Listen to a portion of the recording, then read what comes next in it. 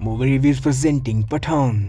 कहानी की शुरुआत में ईयर 2019 दिखाया जाता है, जिसमें इंडियन गवर्नमेंट ने जम्मू एंड कश्मीर से आर्टिकल 370 हटा दिया था।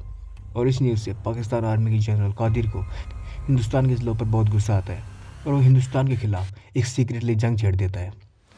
जनरल एक जिम नाम के आदमी से हाथ मिला लेता है, जो एक टेररिस्ट ऑर्गेनाइजेशन चलाता था। दूसरी तरफ रो एजेंट को दिखाया जाता है, जिसका नाम होता है पठान।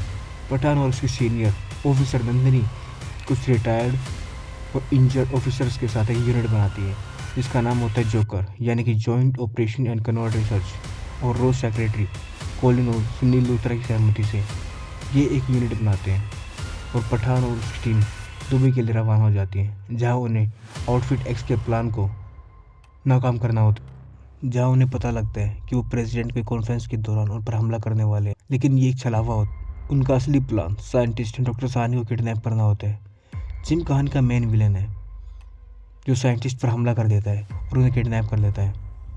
अब रो हेडक्वार्टर में कोलिन लूथरा बताते हैं कि जिम पहले एक रो एजेंट था, जिसको कुछ साल पहले मरा घोषित कर दिया गया था।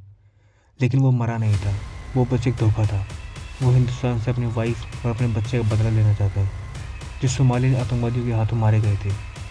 पठान के कोड वर्ड रक्त बीज के बारे में पता चलता है और एक सीक्रेट एजेंट के बारे में भी, जिसका नाम होता है रूबीना मोहसिन, जो कि स्पेन में रहती है।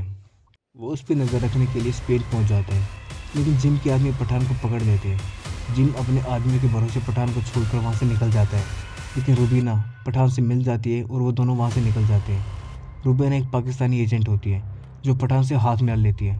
रूबीना रक्त बीज के बारे में पठान को बताती है कि वो एक वायरस है और वो अगर हवा में फैल गया तो सब मारे जाएंगे, और उसको लेने के लिए वो मॉस्को रशिया में पहुंच जाते हैं। रूबीना और पठान किसी तरह से उस टावर में घुस जाते हैं जहां रक्त बीज छुपाया गया था, और उसे हथियार लेते हैं। इस वक्त रूबीना पठान को धोखा देती है और रक्त बीज को लेकर वहाँ से निकल जाती है। यहाँ पता चलता है कि जिम की चालाकी से अगर पठान से रक्त बीज हासिल कर लेता है और रूबीना के साथ निकल जाता है, और पठान को एक ट्रेन में मरने के लिए छोड़ दिया जाता है, जहाँ बहुत सारे कैदी होते हैं।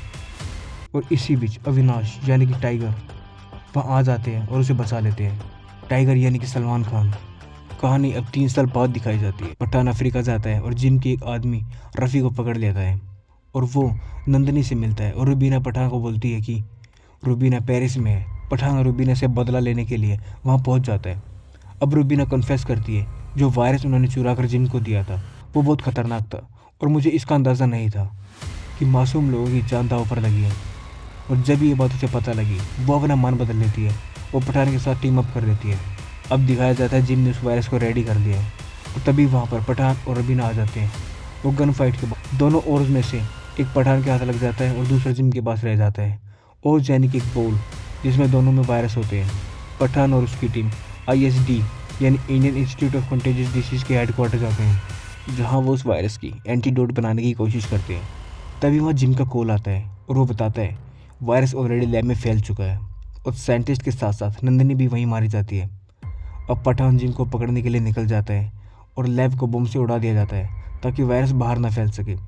पठान रफ़ी से पता लगाता है कि मिसाइल अफगानिस्तान में है, और रूबीना पठान और उसकी टीम उस बेस पर हमला कर देती है। मिसाइल को एक्टिवेट करने से पहले ही कादिर को मार दिया जाता है, और पठान जिम का पीछा करता है, और इनके बीच एक घमासान लड़ाई शुरू हो जाती है।